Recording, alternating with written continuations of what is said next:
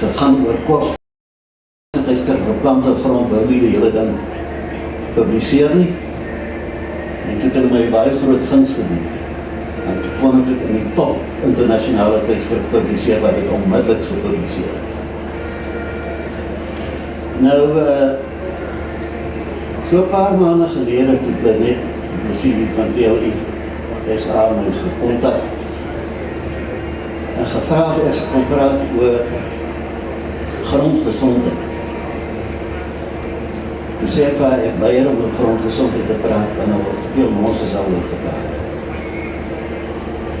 En die probleem is, grondgesondheid het een van die modewoorde geword. En die oomblik wat 'n ding 'n modewoord word, dan verloor mense perspektief oor waaroor dit eintlik gaan. En van die groot advokate van so 'n ding, wat 'n modewoord geword het, word aktiviste vir daai. En hulle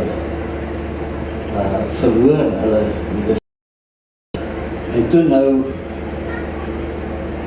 die naweek, toe kry ek die program, en sien daar staan, Saterdagoggend 10, spreker Giel, onderwerp, die belangrikheid van gesonde grond.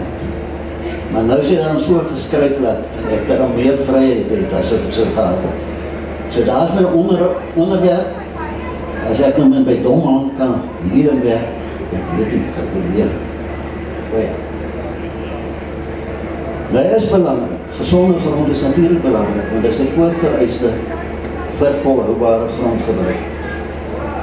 As jy nie gesonde grond het, nie kan jy nie volhoubare grond gebruik nie.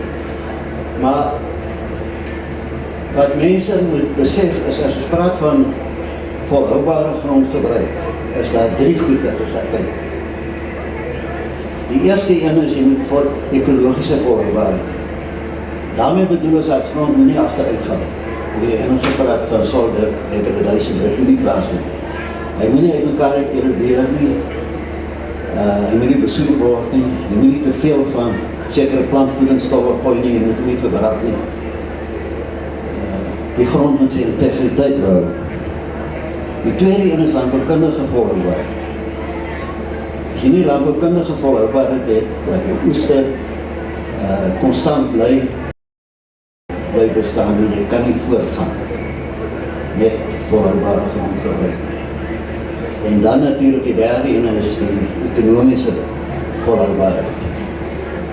Nou die kan nie plaasvind as daar die ander nie gebeur. En daar is ook sekere goede raters sprake is. Die ene is, as jy 'n klein boerderytjies het, dan vind die mense dat die mense kan nou nie ekonomies boer nie. Wat begin hulle doen? Hulle begin die grond oorbenut. En die oomblik wat hulle grond oorbenut, dan gaan die grond wegneem. En dis wat gebeur het, baie hier toe die boere hulle plaase so opgedeel het, onder hulle seuns en hulle later is het onekonomiese eenhede. En die oomblik wat jy onekonomiese eenhede het, begin mense die goed oorbenut. En dan natuurlijk ook soos in, sê maar van ons thuislandgebiede. Ons het een keer daar boer Wenda workshop gehad in 1979, is die 40 jaar gelede. En oor die goed gepraat en baie progressieve. Niemand gekyk na sy grond. Won't matter about conserving the soil if he's got a piece of land only the size of a baboon's face and if he's not sure that he's going to have next year.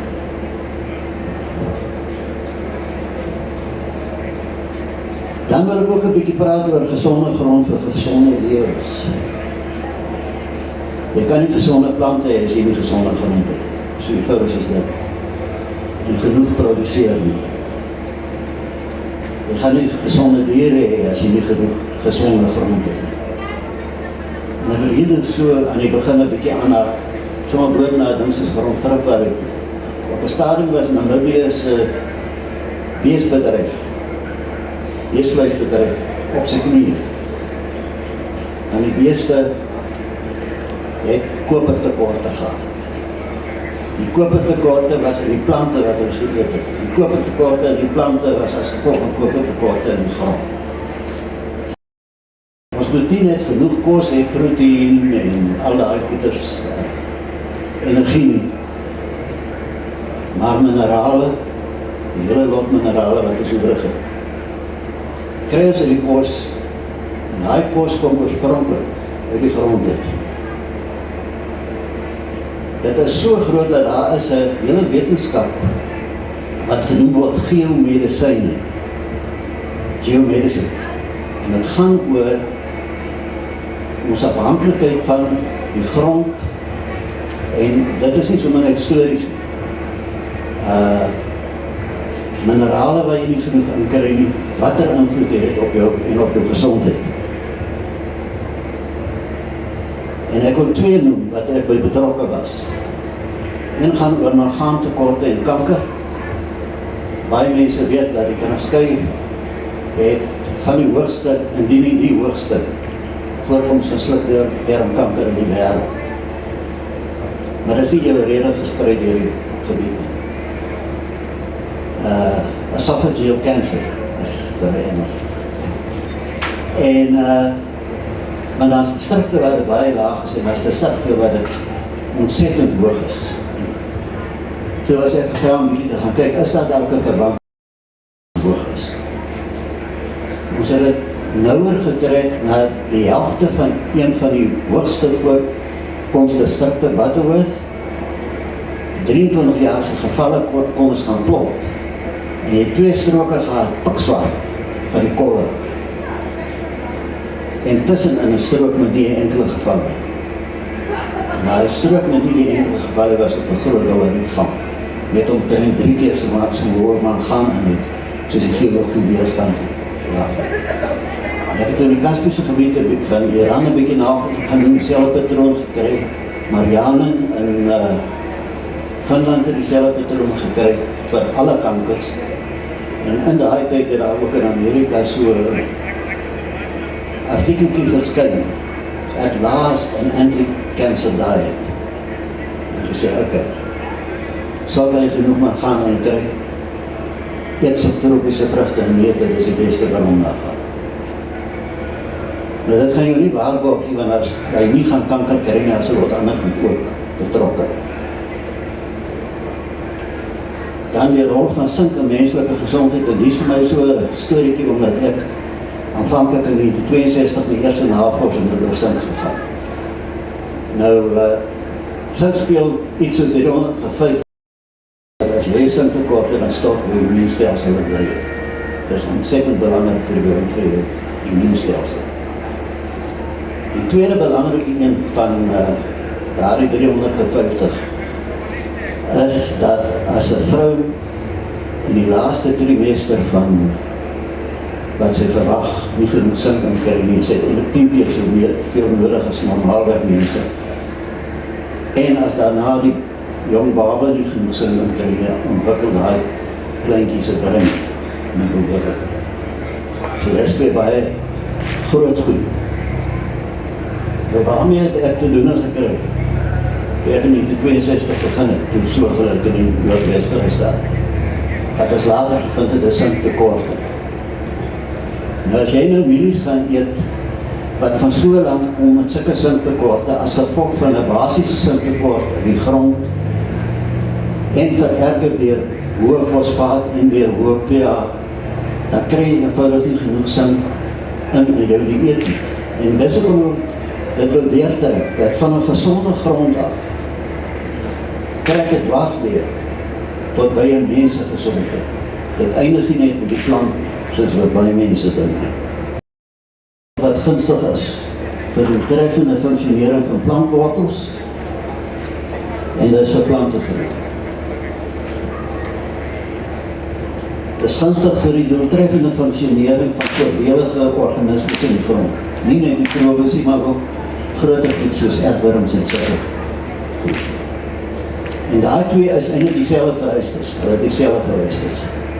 En in die derde plek, dit is nie gunstig vir nadelige en skadelike organismes nie. Nou wat is die eienskappe van 'n gesonde grond? Goeie deurligting. As die grond nie goed deurlig is, kan jy voordelige organismes nie behoorlik groei nie. Ek sal nou met daaroor praat. Voldoende plantbeskikbare water is nodig. Voldoende voorsiening van noodsaaklike voedingselemente vir plante en vir die mikrobes, en dis wat die mense nie aan dink nie. Selfs 'n erfwurm, weet ek het gedink, professor Weber is mal, toe hy destijds my sê, ek moet 'n seminar skryf oor die rol van fosfaat by struktuur Duitsers. Vir hulle is erfwurms baie belangrik, omdat hulle daai vaste gronde het, en toe gaan het oor dat erfwurms moet genoeg fosfaat hê, en dan kan jy struktuur vorm. En het moet geen skadelike faktore hê, soos byvoorbeeld brak of sterk grondsuurheid, besoedeling, versuiping of wat ook al. Nou wat wil jy met die rigting by die eerste ene is wat ons gesê het? Eerste ene versuiping. Natuurlijk in 'n versuipte grond is daar gebrek aan suurstof en aan water. Die tweede ene is korsvorming. Ons het die boere gesê die grond slaan toe. Gevolge van versuiping, denitrifikasie van stikstof.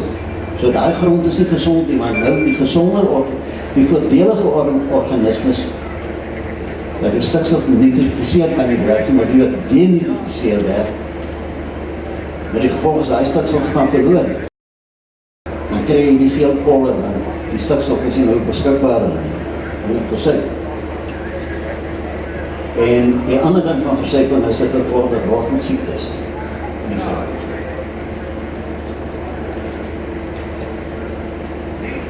En dan is maar net so, loops omdat ek in die Boerland groot geword het, iets oor die selfmoord van perskes in 'n nat grond. As 'n grond vir 3 dae versuip is, as dit warm is, dan pleeg 'n perskeboom selfmoord. Want 'n perskeboom, die kan nie nattigheid vat nie. Hy produseer 'n lot sianiet in sy wortels en hy maak homself dood.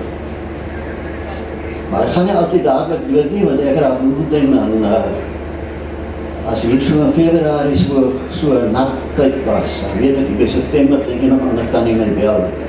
Ek sê, meneer, ek weet nie wat gaat aan nie, maar my moeie persboom is nou dood, dan sê ek van mevrou, want hy weet daar groter in Februarie, die boom versit. Die peer is die oorgesteld, die peer is soos 'n vat. En boksiger en natter, die grond is gelukkiger as die peer. Swak gaswissing. Wat nou leidt tot suurstoftekorte, omdat suurstof komt, daar komt nie genoeg suurstof in die grond en nie wat veel, ek sal nou sê wat vir alles nodig is, en koolstofgas hoop op. Nou wat is die gevolge van suurstoftekorte? Swak ontkieming, so jy het nie plante nie, swak wortelgroei en veral ondoeltreffende functionering van wortels.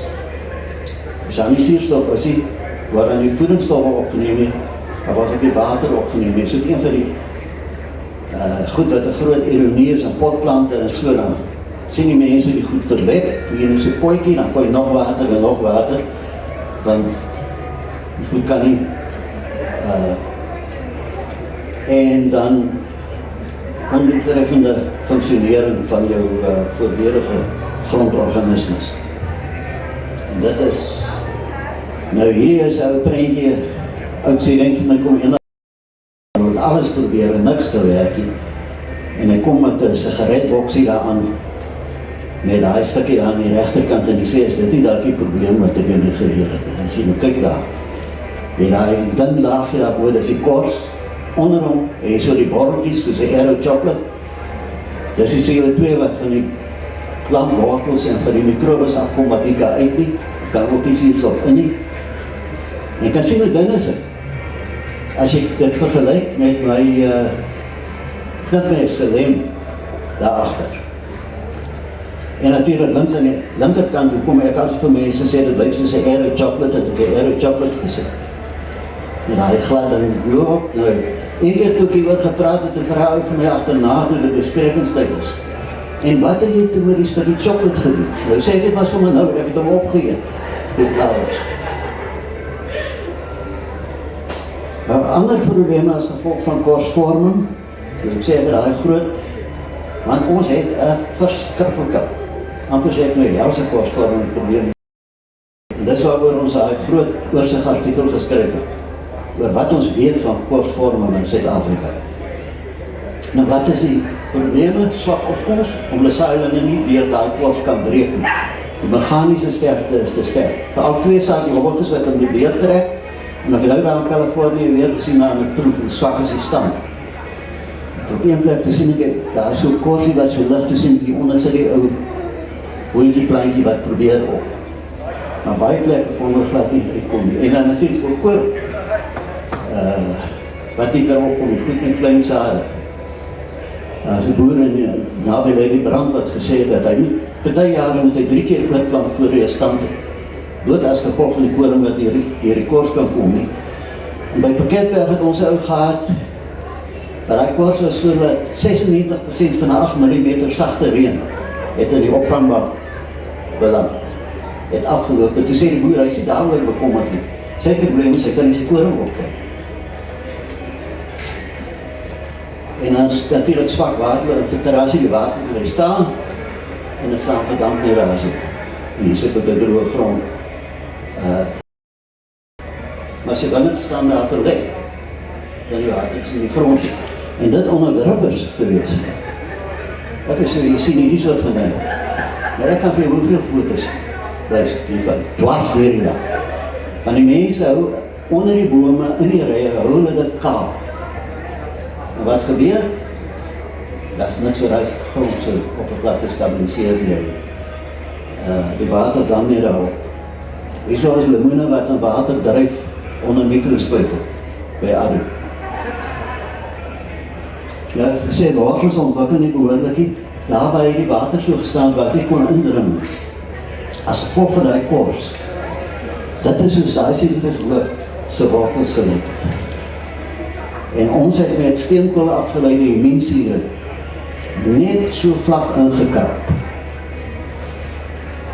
En dit is soos die wortels toe ontwikkel. Kyk na al die fyn wortels. En hoeveel is dat? So, niks diep bewerk, niks anders gedoen nie. Net so dun, laagie. Net om my kors op te hef. En dit was die gevolg. As jy kyk, die controle, op die eind, moet jy nou kyk, hoeveel was die verhooging, waar is die bewerking gedoen het, en waar ons daar steenkool afgeleide immuunsiere net op die oppervlakte toegedien het. Dan die belangrikheid van doeltreffende waterbestuur. Ons het net daaroor gepraat, ek en hierdie meneer die kat. Die marginale gebiede, te Droeland, waar gaan oor doeltreffende water opgegaar en al daar is genoeg water in die grond voorplant.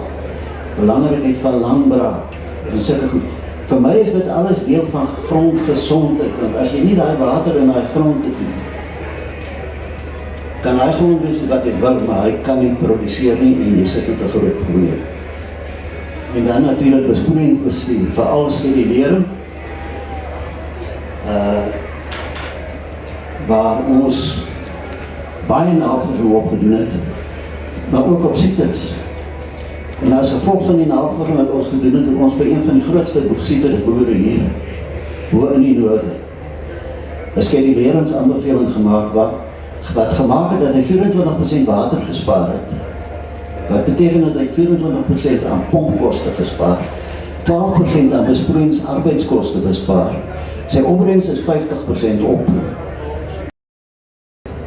gewees. En wat gebeur? Klompie jare later, die mense kyk hulle na sy besproeiing, het hy klomp van sy boorde oorgeswaai na hierdie fancy nuwe goed, met hierdie probes wat die moe sit te soek.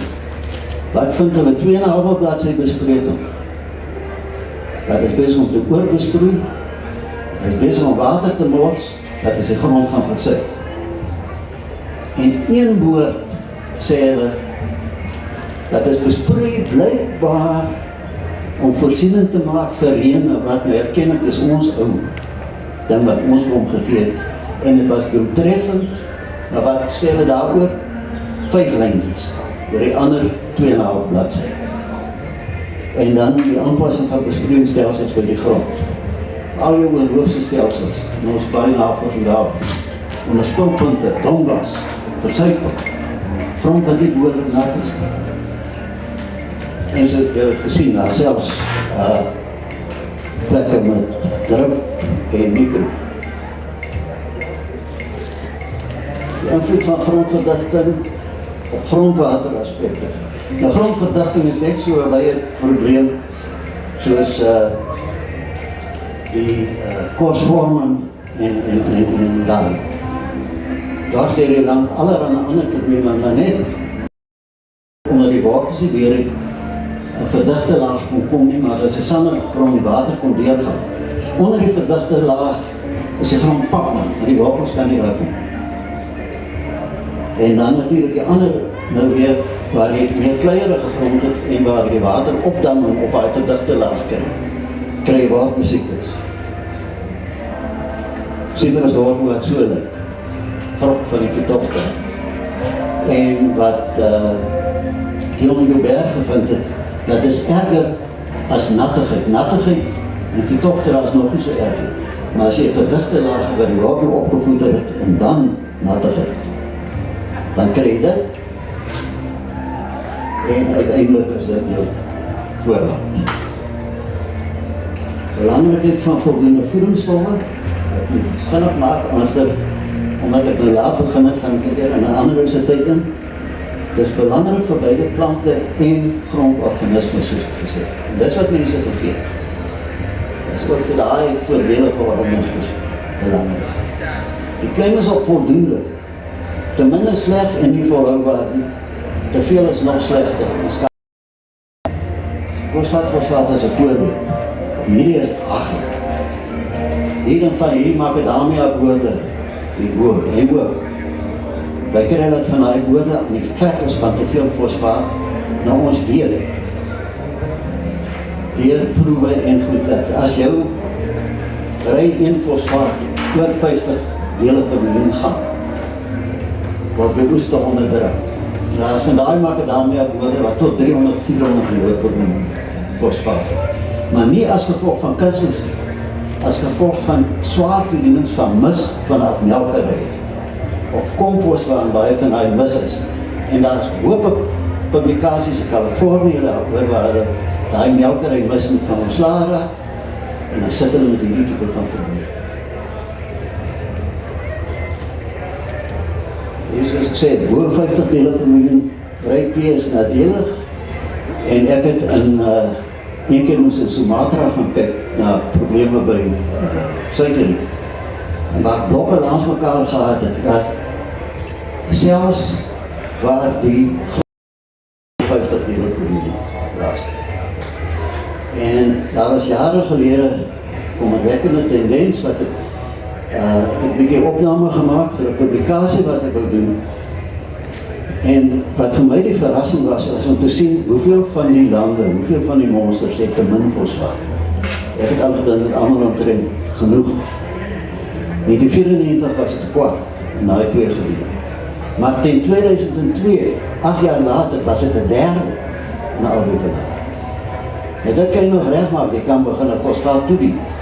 Maar as jy nou kyk veral in die gebied B wat hier by Ventersdorp en daai dele is.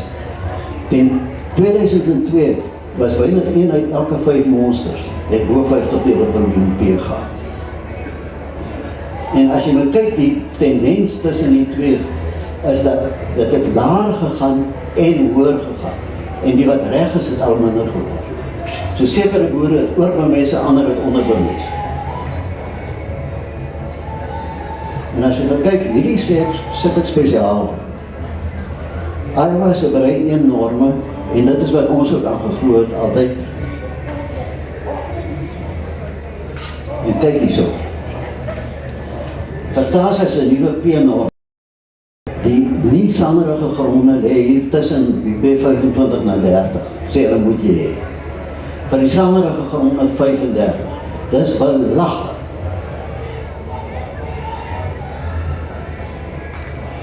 En dan het finaal optimale grond pH as 'n sleutelfaktor, want dis nodig.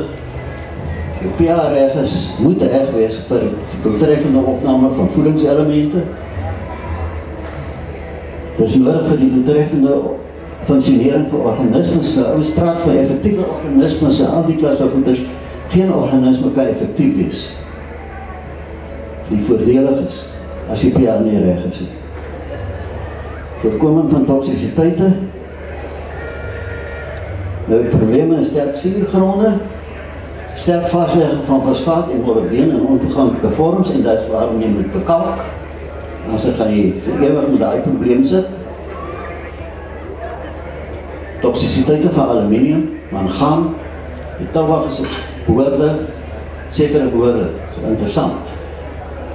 Waar jy mangaan geïndiseerde ystertekorte het op die suurgrond. Nee, mangaan uitkalk.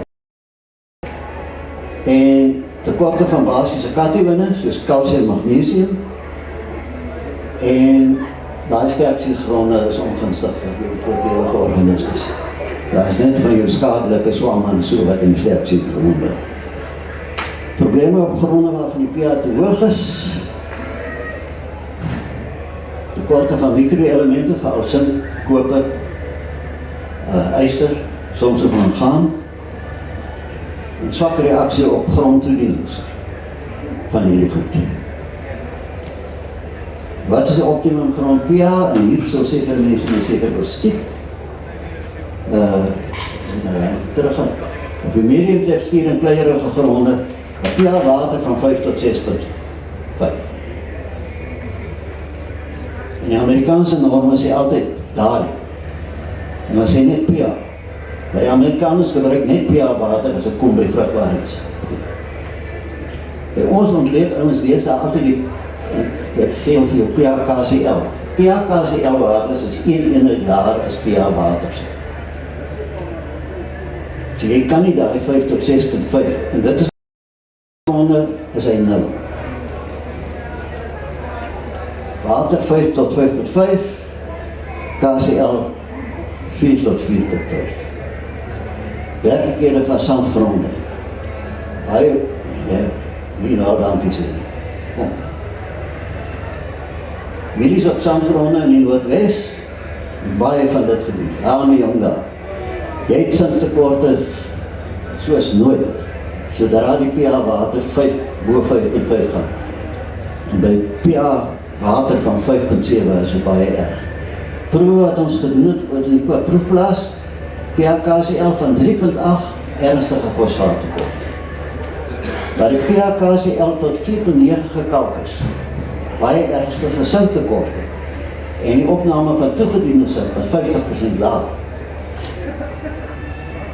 So hierdie is histories en die duimsyfers. En waar die pH tot 4,3 gekalk is, let op vir die sandgronde, mooi netjies tussen die 5 en 5,5. Was daar geen probleem nie. So nou kan ek maar dankie gee.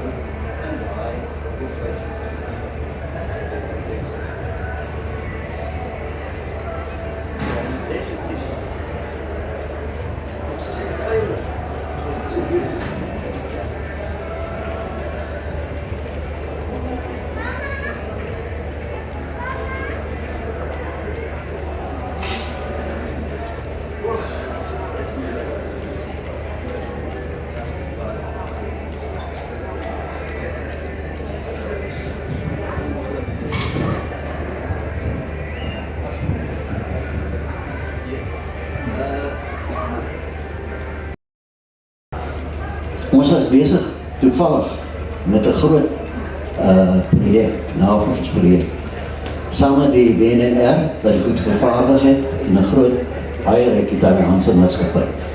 En dit was die minsure wat uit steenkool uitgemaak is. Maar hulle werk nie almal nie. Dan kyk, steenkool is maar organiese materiaal, so jy extraheer maar nie die minsure uit. Maar ons het baie van die minsure getoets tot ons gekry het wat gewerk het. Jy moet ook nie dink almal werk nie. En dan waar dat deesdae vir boere gesê hulle kan vulwiensiere toedien om die grondstruktuur te verbeter. Dis nonsens. Want daai ding se molekule is te klein. Jy kan dit nie doen nie, maar hy is baie doeltreffend as 'n kilaat om goed nie te doen. Maar dit was toevallig, daar is baie ander, daar is polyacrylamied pen is baie doeltreffend, terracotta, sand glue, die groot ding is iets wat kan daai kors bind. En in die 50er jare het ons baie op sogenaamde soil conditioners navorsing gedoen en het gelos omdat dit te duur was. Nou is dit nie te duur nie, want ons bind nie meer die hele grond.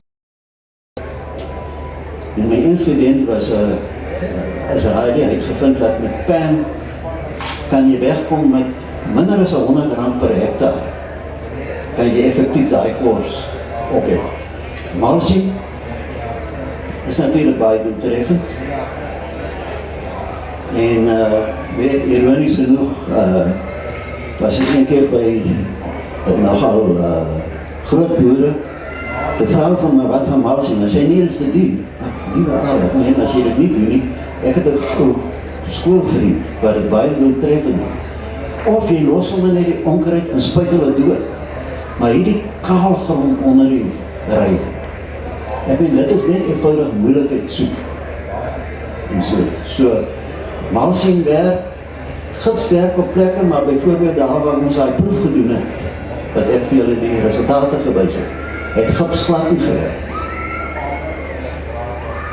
En om my waarheid te sê, ek het armselle van Potch, voor ons daai proewe gedoen het, negatiewe resultate met gips in daai gebied gekry. Terwyl op baie plekke is waar hy baie goed werk. So daar is hier goed, jy kan mulching is amper die makkelijkste as jy spul organische materiaal.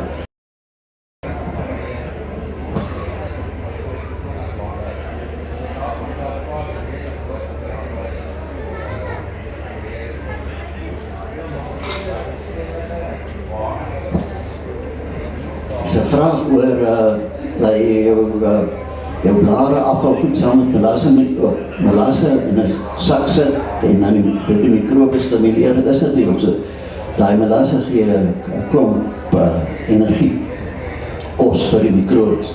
Ander ding wat professor Weber hulle van Stellenbosch, seker amper 50 jaar gelede doeltreffend in die Klein Karoo gedoen het, was hulle melassemeel en gips saamgebruik.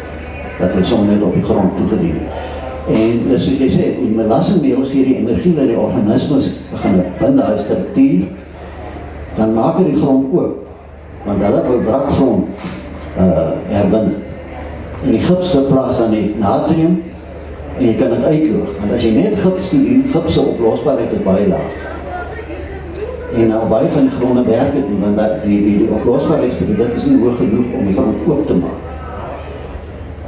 Dat hy kan gaan nie, die melasse plaas.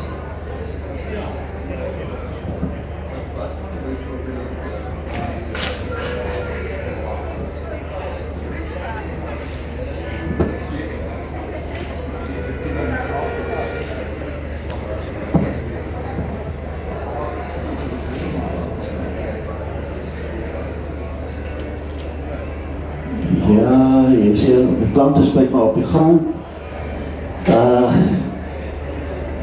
Kijk, my geloof is, ek sê, daar is soveel voordelige micro-organismes in die grond. Dat as jy, soos ek sê, as jy die melassemeel gaan toedien, dan is daar genoeg organismes wat die grond kan stabiliseer. En as jou grond ongunstig is, gaan self jou EM nie werk nie, want hulle het ook suurstof en daai goed nodig, net soos wat ander organismes nodig het. So ek meen, 'n mens kan maar daarmee speel, maar ek meen, wil amper sê, 'n gewone boer kan dit baie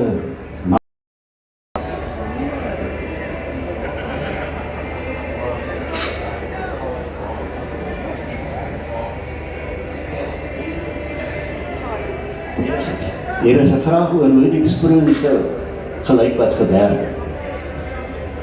Nou ons het baie navorsing, ons eers begin met medies en katoen en noem, al die goed. En sekere resultate gekry wat dieselfde is wat die Amerikaners gekry het. En dit is dieselfde met die siektes gekry. Tweede eenvoudige kwessie van, hoe langer jy jou interval tussen individuele besproeiings kan rek, hoe beter.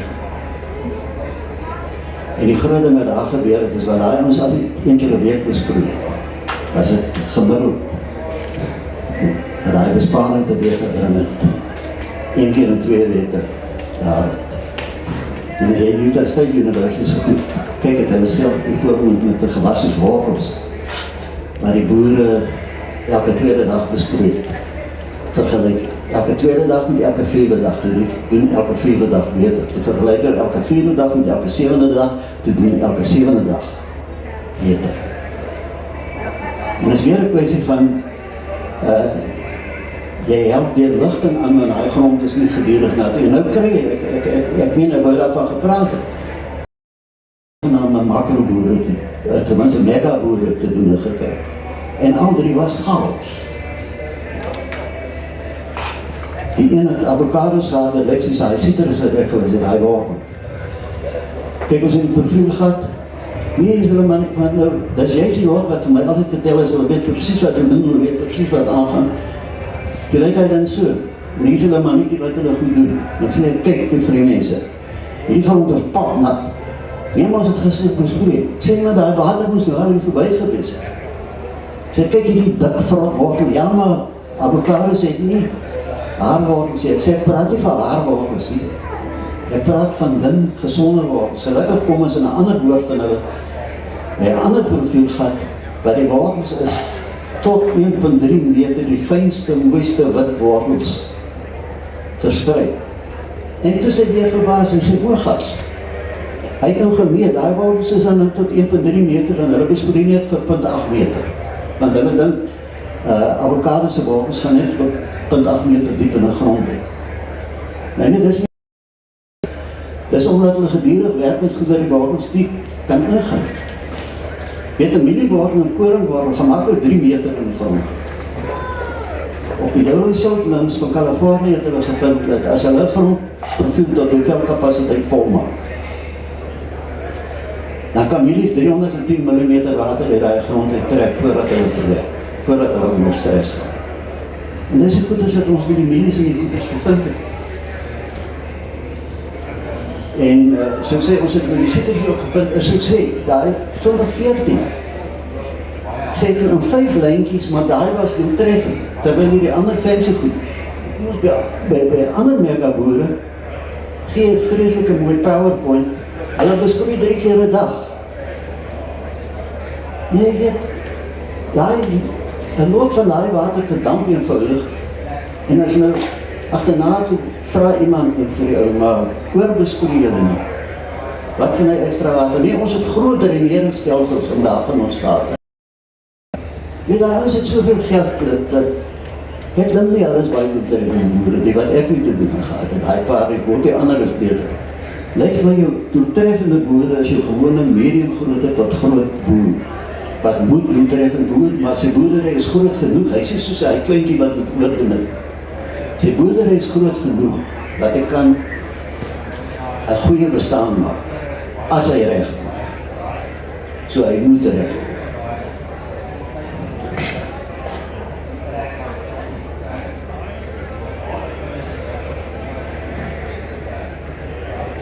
Vraag is 'n sandgrond, wat kan ons maak dat die water nie so vinnig weg dan wat se sandgronde het.